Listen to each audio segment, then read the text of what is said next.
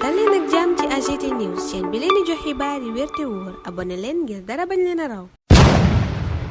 AGT News. Bismillah daleen ak jàmm ci chaîne bi ngeen taamul seen bopp AGT News. Ousmane Sonko waxati na Les Échos nii la xëye ne Sonko fait encore feu de tout bois yéene kaay booba yëgal ñu ne démb meeting ba mu doon amal ca Géejawaay dal na fa ca kaw yenn ci taskatu xibaar yi ak ñenn ñu bokk ci société civile bi yéene kaay bi ne Ousmane Sonko it wax na fa ci réciprocité visa maanaam réew moo xam ne dañuy laaj visa doomi Sénégal seeni doom bu ñëwee fii dañ leen koy laaj. Journal bi ne nationalisme nag Ousmane Sonko wane na àndu ca te itam wane na ngaañte yi mën a indi waaye nag nee na képp ku jóge bitim réew ñëw dund ci Sénégal gi faaw ñu identifier la xam yaay kan. yor bi ne banlieue ba kay démb Ousmane Sonko da koo yëngal dëgg. Journal ba it yeggee ñu artu gi mu def ci nationalisme moom Ousmane Sonko. Vox Populi gis ca loola ne Ousmane Sonko Tahirou Sarr la doon critiquer doonte tudd ko moom jiital Pastef ca xëtub yéenekaay booba muy leeral ne dunuy nationaliste ay patriote lañ te patriote nag duñu exclusif. Ousmane Sonko di xamle ne nationalisme googa ñenn ñi woote la muy yàq moo ëpp fuuf la muy defar. Réew mi quotidien waxtu woo naan ñu digganteem ak marchand ambulant yi bu yàqu woon it defaraat na ko ne Sonko récupère les marchands ambulants. Journal bi ne démb meeting nga ko yóbbu woon ba Kër Massar mu jaaree ca loola dalal xelu marchand ambulant yi dalal it xelu ndaw ñi yéene kaay ba ne mbooloo ma foo ko natt weesu na ko. mbooloo ma ko dalal keroog ba mu demee Matam moom Ousmane Sonko ak responsable yooyu bàbbeeku di ko fekkee ca Pastef fas yéene ko jàppale ci élection législative yi ñu dëkmal moo tax le témoin jàpp ne le titre foncier de Macky est en péril maanaam titre foncier wu Macky Sall booba ma ngay ruus jëm ca Ousmane Sonko. waaye élection yi dimanche yi xeex ba dëgg mooy Dakar Walf Quotidien di gise ne Dakar enjeu capital waxtu woowa le quotidien di rëdd lim tuddee le schéma des trois muy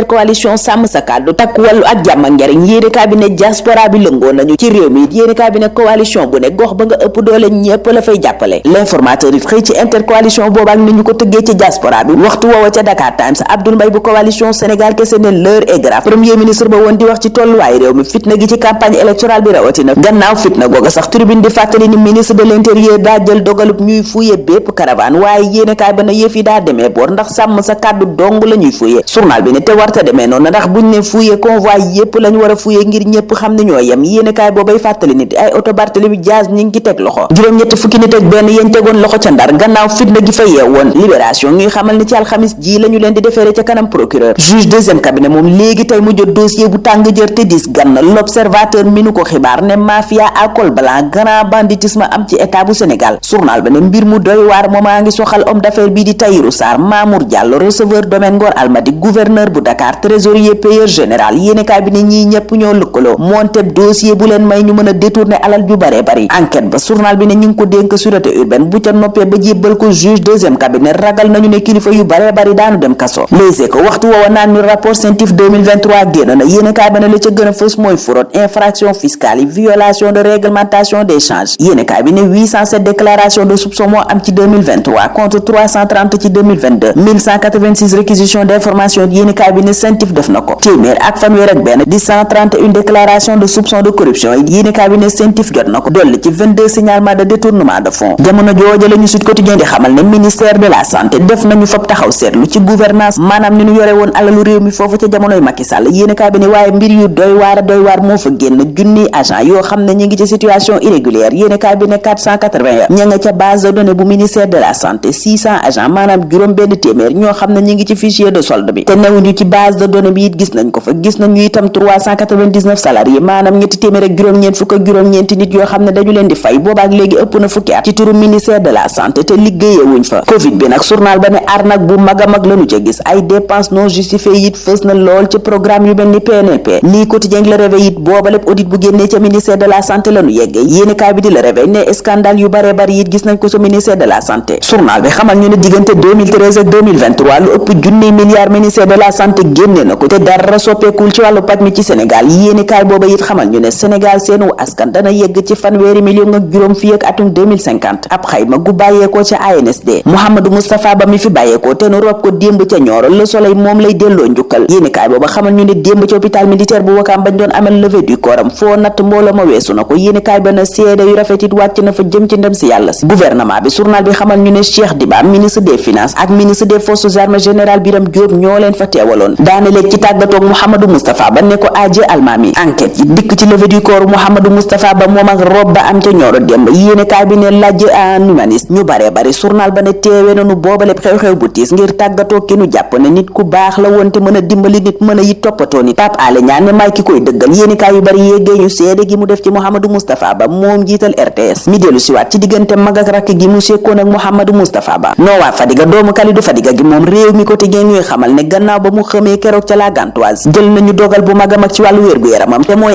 implantel ko défibrillateur maanaam am lu nu ko pooseel ca xol ba ngir mu yokk ko doole mën koo mayit mu wéeli jongante war a dox diggante Burkina Faso ak Sénégal tey bu 19h jotee réew mi quotidien ne sunu gaynde yi leen cay gën a wut mooy teg tànk ci groupe L ba ñu bokk maanaam jiitu gaaña sànni karawaas ñu di leen ñaanal ndam di leen ñaanal yéen yendoog jàmm dig daje ëllëg incha allah. AGT News.